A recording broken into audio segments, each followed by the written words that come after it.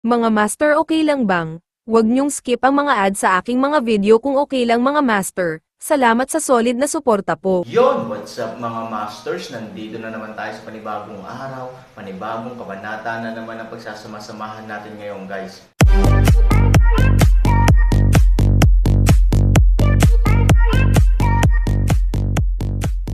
Bali mga masters, kung bago ka pa lang po sa aking YouTube channel, please click the subscribe button, lalong-lalo na po yung notification bell guys, para maging connected pa rin tayo sa isa't isa at maging updated kayo sa mga susunod ko pang video. Bali mga masters, bago natin umpisahan ng kwento ay mag-shoutout po muna tayo para sa mga solid nating tagapakinig. Yun na nga mga masters, no? Bali hindi na ito patagalin. In 3, 2, 1, let's go! Isang bagzo ng malamig na hangin ang umihip sa kanyang mukha, at may ilang manipis at kaluskos na tunog sa paligid. Pagkatapos, isang lantang dilaw na dahon ang nahulog sa noo ni Han Sanchen. Wala na ang mga baluktot na paghila sa paligid, at sa halip, mayroong isang gintong mundo sa paligid ng Han Sanchen. Ang mga puno ay pumasok sa lantang taglagas, at may pakiramdam ng kalungkutan, ngunit higit pa rito ay ang gininto ang ningning sa taglagas. Pakiramdam ng mga tao ay napaka-komportable at komportable dito. Tagsibol ay may kagandahan ng tagsibol, at taglagas ay may kahulugan ng taglagas, hindi ba ibang klaseng kagandahan ito? Ma'am, halika at hulihin mo ako. Boses ng isang bata, sobrang inosente at puno ng tawa. Maya-maya, parang nahuli na talaga siya ng nanay niya, tila naglalaro ang mag-ina, at masayang ngumiti ang dalaga. Ang pinaka-nakapagpapagaling na bagay sa mundo ay ang ngiti ng isang tao. Ngunit ang pinakamahusay na lunas sa mga lunas ay ang mga ngiti ng mga bata. Inosente ang tawa nila at walang ibang masalimuot na iniisip, ang pinakadalisay na tawa mula sa kaibuturan ng kanilang mga puso ay talagang ang pinaka-nakakapanatag na tawa. Gayunpaman, hindi mapalagay si Han Sanchen, masasabi niyang boses iyon ni Han Nayan. Ito ay isang lumang trick. Malinaw na alam ni Han Sanchen nang hindi binuksan ang kanyang mga mata na ang ilusyon na nasa kanyang harapan ay dapat na Su Yingxiao at Han Nayan. Ang ilusyon ay patuloy na nagbabago at aatake sa pinakamahinang bahagi ng nakulong na kaluluwa, ilang beses na itong naranasan ni Han Sanchen.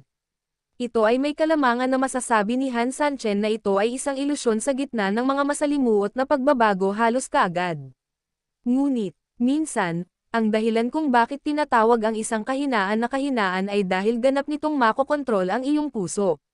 Malinaw na alam mong peke ang mga iyon, ngunit hindi mo lang maiwasang buksan ang iyong mga mata at tingnan, dahil alam mo na iyon ang pinakamahalagang tao sa iyo.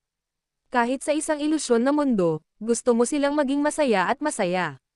Kaya, pagkatapos marinig ang mga tawanan na ito, gaano karaming mga tao ang makatiis na tumingin sa kung ano ang nangyayari sa mga taong mahal na mahal nila.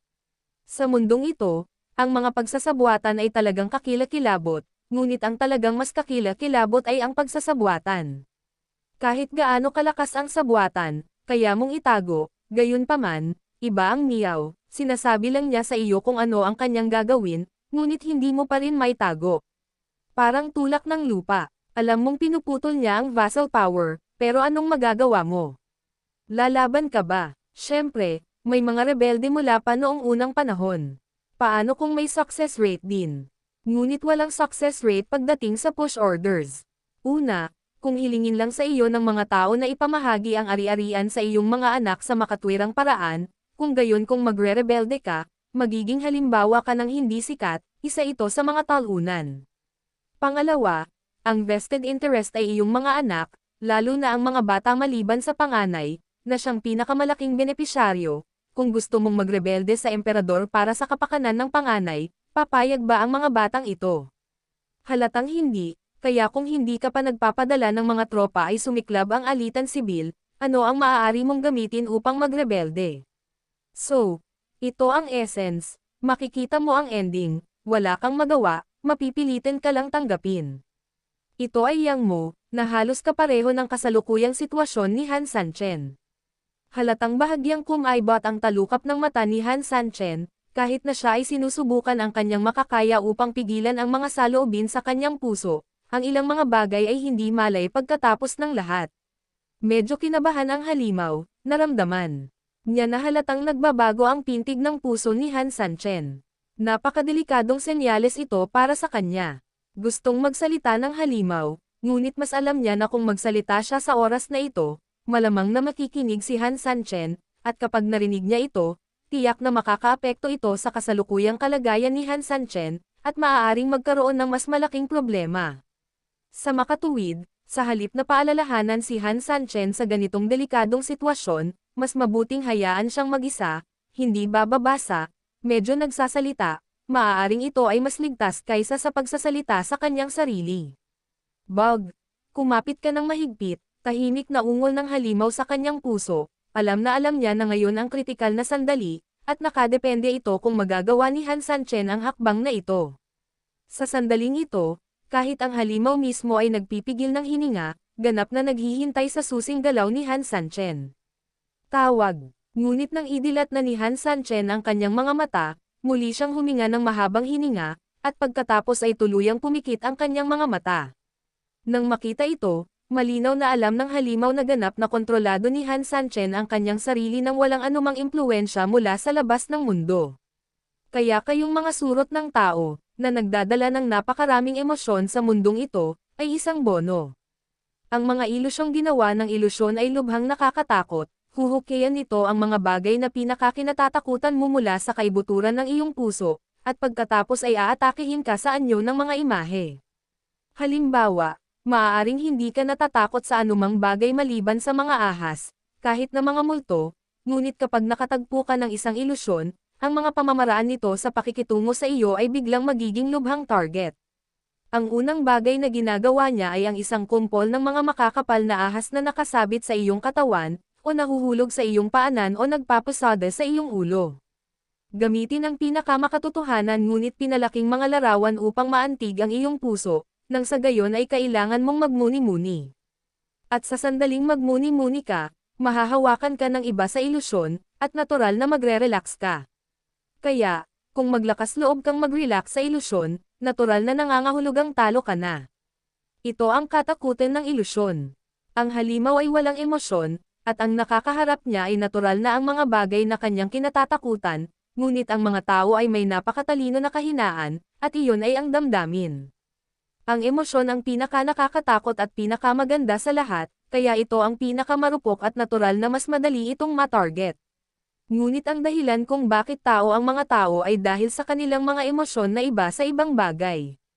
Sa anumang kaso, ipinagtanggol ni Han Sanchen ang kanyang posisyon, at ang kanyang isip ay nagpatatag muli sa diskarte sa konsentrasyon, at ang lahat ng mga panganib ay biglang inalis. Itinagol ng halimaw ang anyo nito, at patuloy na nakipaglaban si Han Sanchen sa ilusyon. Makalipas ang mga 10 minuto, biglang iminulat ni Han Sanchen ang kanyang mga mata, ngunit sa pagkakataong ito ay iminulat niya ang kanyang mga mata hindi dahil naapektuhan si Han Sanchen sa anumang paraan, kundi dahil ang ilusyon ay tuluyan nang nawala.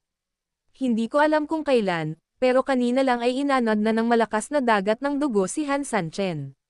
Hindi lamang hindi natarante si Han Sanchen, ngunit nagpakita siya ng isang makahulugang ngiti, alam na alam niyang naipasa niya ng ligtas ang unang antas. Hindi man lang kumikibo si Han Sanchen at pinanatili pa rin ang kanyang orihinal na tindig, ngayon lang niya inalis ang concentration technique at piniling sumipsap ng enerhiya mula sa dagat ng dugo sa pamamagitan ng cultivation. Habang hinihigop ito ni Han Sanchen, nang dumaan ang napakalakas na dagat ng dugo sa Han Sanchen, ang isang maliit na bahagi nito ay nagsimulang tumigil ng malinaw kapag dumaan sa katawan ni Han Sanchen. Nagsimula silang dahan-daang damaloy sa balat ni Han Sanchen. Nangangahulugan ito na ang paggalaw ni Han Sanchen sa pagsipsip ng enerhiya sa dagat ng dugo ay palaki ng palaki. Alam na alam ni Han Sanchen na hindi na niya kailangang gumawa ng susunod, kailangan lang niyang patuloy na sumipsip ng enerhiya. Alinman sa kapangyarihan ng dagat ng dugo ay napagod dito at sumugod sa pag-atake sa kanya, o hinayaan siya nitong sumipsip ng dahan-dahan hanggang sa siya ay ganap na mabusog. Anyway, para kay Han Sanchen, hindi na niya kailangang gumawa ng anumang aksyon. Nagsimulang lumipas ang oras, at kalahating oras ang lumipas sa isang kisap mata. Lumipas ang kalahating oras. Unti-unting lumiliit ang epekto ng daloy ng tubig na kinaharap ni Han Sanchen, sa kabaligtaran, dahil sa pagsipsip ng kanyang katawan, ang tubig dagat ay nagsimulang bumuo ng isang maliit na puyo ng tubig sa kanyang katawan. Ang mga agos na ito ay hindi lamang hamarang sa Han Sanchen mula sa nakakabaliw na epekto ng panlabas na dagat ng dugo, ngunit sa parehong oras, sila ay patuloy na kumakain sa dugo sa paligid niya, na pinipilit silang sumali sa proseso ng pag-ikot sa paligid ng Han Sanchen. Ang halimaw ay lubos na nasiyahan, bagaman siya ay isang mababang antas ng bug, siya ay may maliwanag na pag-iisip at alam kung ano ang dapat niyang gawin at kung ano ang hindi niya dapat gawin. Anak, ituloy mo ang pagsuso, hanggat kaya mo, malakas na babala ng halimaw. Pagkarinig nito, si Han Sanchen ay hindi nang ahas na maging pabaya kahit kaunti, at sumunod ng masunurin. Alam niya na kapag sinabi ng halimaw ang mga salitang ito, nangangahulugan ito na nagsisimula ng magkamali. Dahil ito ay nangangahulugan na ang kapangyarihan ng halimaw ay 100% na lumalabas, kaya ang halimaw ay naghahanda ng maaga upang harapin ang krisis. Tawag. Biglang nag-iba ang takbo ng tubig dagat, at biglang tumigil ang nakakabaliw na impact. Sa susunod na segundo, ang buong dagat ay nagsimulang gamulong ng baliw. Tulad ng dagat sa ilalim ng bagyo, sila ay tumangay ng ligaw. Dahil walang mga tuntunin, at dahil walang batas, ang Han Sanchen ay lubhang hindi komportable sa oras na ito, tulad ng maliit na bangka sa malungkot na dagat, lumulutang pataas at pababa at kaliwat kanan habang ang tubig ay gamulong. Tawag. Isa pang alon ng alon ang tumaas ng ligaw sa tubig, kahit na ginamit ni Han Sanchen ang kanyang tunay na enerhiya upang protektahan ang kanyang sarili, mahirap na makayanan ang malaking kaguluhan na nagmumula sa lahat ng direksyon. Si Han Sanchen ay ganap na lumulutang sa dagat ng dugo. Gayunpaman, kahit na sa isang mahirap na sitwasyon, hindi pa rin sumuko si Han Sanchen, sa kabila ng matinding pagkahilo at iba't ibang pisikal na discomforts, patuloy pa rin si Han Sanchen sa pagsipsip ng enerhiya sa Blood Sea. Saktong-sakto ang pagkakaposisyon niya, ibig sabihin, siya ang linte sa tubig, kahit na ano, sisipsipin ko ito sa buong buhay ko, hanggat hindi ako namamatay, sisipsipin ko hanggang dulo. Ang dapat tiyakin ni Han Sanchen ay sapat na ang kanyang lakas bago umatake ang isang mas malakas na puwersa. Kung gaano ito kalakas, walang nagmamalasakit. Gayunpaman, ito ay isang hindi pantay na labanan, magpakatatag ka lang kung kaya mo, at ang iba ay susunod sa kalooban ng Diyos. Parang aware siya sa calculations ni Han Sanchen, at parang medyo galit sa inasal ni Han Sanchen, sa isang putok, ang buong dagat ng dugo ay naging mas magulong. Biglang nagbago ang kulay ng orihinal na eskarlata na dagat ng dugo dahil ito ay gumugulong ng marahas. Hindi ko alam kung dahil ba ito sa mga visual na pagbabago na dulot ng marahas na paggulong, o dahil natuyo nito ang lumang putik sa sibed sa hindi malamang lalim. Sa madaling salita, ang malalim na dagat ngayon ay ganap na itim at pula, kaya ang paligid ay parang gabi, at hindi mo makita ang iyong mga daliri. Kasabay ng kakilakilabot na mga tunog ng pag-ikot, bigla itong tila impyerno, na nagparamdam sa mga tao ng walang hangganang takot. Nanatiling kalmado si Han Sanchen at sinamantala ang anumang pagkakataon para uminom ng parang baliw. Kakaiba din ang energy sa Blood Sea, pagkatapos pumasok sa kahabaan ng mga meridian ng Han Sanchen, ito ay ganap na tulad ng isang mabangis na kabayo na nakatakas mula sa mga renda, hindi. Upang maging tumpak, ito ay dapat na isang tigre na nakatakas mula sa hola. Pagkapasok, nagkaroon ng unceremonious rush. Kahit na ang cultivation ni Han Sanchen ay napakalakas, ang aura sa kanyang katawan ay maaaring limitahan ang papasok na enerhiya sa pinakamataas na lawak, ngunit mayroon pa ring isang bagay na naiwan na hindi maaaring pigilan. At ang mga kapangyarihang ito ay laganap sa katawan ni Han Sanchen. Halos magulo ang mga meridian ni Han Sanchen sa prosesong ito. Sa kabutihang palad, ginamit na ni Han Sanchen ang pagpapasigla ng 5 elementong banal na bato upang patuloy na ayusin at mabawi ang kanyang katawan, upang hindi magkaroon ng mga kapangyarihang ito na tumulo sa bato si Han Sanchen, at sa wakas ay sisibog at mamatay ang kanyang mga meridian. Sa proteksyon ng 5 elementong banal na bato, kahit na hindi agad makontrol ni Han Sanchen ang papasok na enerhiya, maaari pa rin niyang ipitin ang mga ito sa kanyang dantian ng paunti-unti sa ilalim ng kondisyon ng malakihang pagsupil. Pagkatapos, ginamit ni Han Sanchen ang paggalaw ng dantian sa kanyang katawan upang ganap na sugpuin ang mga bagay na ito sa kanyang sariling enerhiya at paglilinang. Ito ay isang karaniwang masakit ngunit napakakapaki-pakinabang na proseso. Nakakadiri talaga. Sa oras na ito, kahit ang halimaw ay hindi maiwasang magreklamo. Nasaktan ba ng husto si Han Sanchen? Halatang hindi, ngunit ito ba ay kasuklam-suklam? Nakakadiri talaga. Tulad ng taong humaharap sa langaw, may inis ka hanggang sa mamatay. Hindi mo ito maaaring patayin, at hindi mo ito maitaboy, tumalikod ito at patuloy kang hinaharas, paanong hindi ito nakakadiri? Han Sanchen ang patay na langaw na iyon. Tulad ng plaster na balat ng aso, dumidikit ito sa dagat ng dugo nang hindi binibigyan ng kahit kaunting pagkakataon. At sa panahong ito sa nayon, tinitingnan ng may-ari ng bukid ang lahat ng bagay sa bukid sa pamamagitan ng kanyang kanapi.